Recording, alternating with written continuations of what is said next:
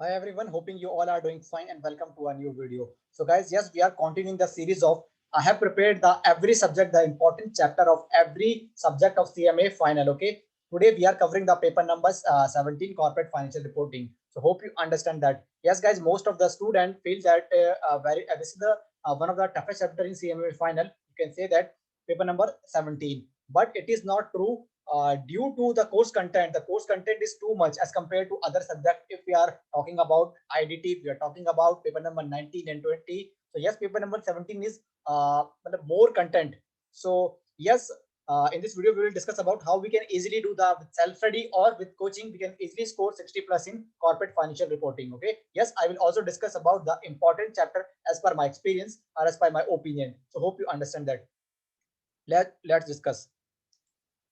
So guys, we have section A 20 mark, section B 20 mark, section C we have 20 mark, section D we have 25 mark, and section E we have 15 mark. So section E, government accounting in India, which is free of cost. You can say that 15 mark is free of cost. No, every student, I will suggest that no need to leave this chapter. Okay, this is very easy content. 50 marks free of cost. Okay, apart from this, in theory, reporting through XBRL, which is also important. So now come to the point. Gap and accounting standard 20 mark. I will also suggest that read from study material and fully free of cost. You can say that free of mark.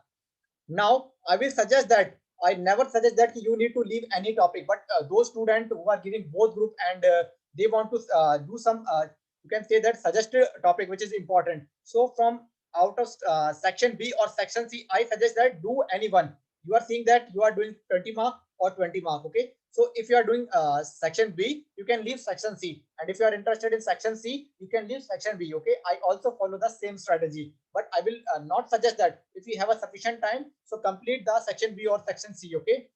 In section D, the important is, hope you understand that in section B or section C, you can choose one and can leave the remaining one. Okay. In section D, you can do the share based payment is very important. Okay. And valuation of shares and valuation of goodwill is very important. So hope you understand that. Section E, which is fully free of cost, government accounting theory. Now we are revising again. Section A, which is very easy, 20 mark. Out of section B or section D, section C, you can do any one and leave the rest. Okay. If you are doing section B, you can leave section C. And if you are doing section C, you can leave section B. So hope you understand that. Apart from section D, share based payment is most important. Very easy. And you can say that in every consecutive exam, the question from share based payment will occur. Okay. So hope you understand. And reporting through XBRL, you can do easy. On government accounting, no, I will never suggest any student to leave this topic. Okay. So now come to the full detail of every chapter.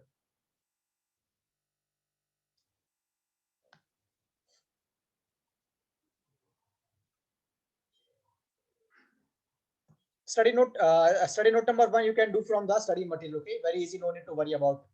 Read only. 20 marks free of cost. Accounting for business combination and restructuring from study note number 2 or study note number 3. I have suggested that you can choose any one and leave the rest.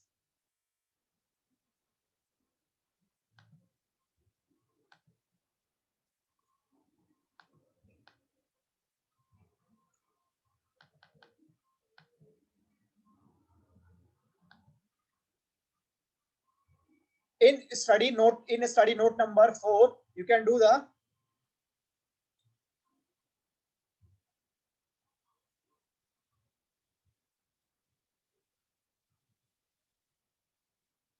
from study material. You can easily do the study note number 4. And about study note number 5, valuation of goodwill and valuation of share is very important. Then after then you can do NBFC. Okay.